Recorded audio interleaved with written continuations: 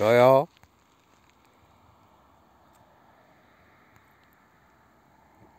Tak, dámy a pánové, tohle to jsou možná poslední záběry, které vám posílám. Hlásím se vám od Lochneského jezera, kde doufáme, že najdeme Lochnesku.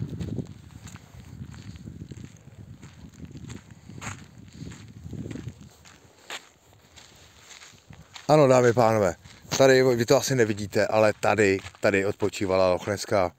Tady je přesně vidět, jak ležela tamhle, ano, opalovací krém, ano, faktor 150. To bude naše Lochneska. Ano, tohle je moje spolupracovnice, Milada Kadělová.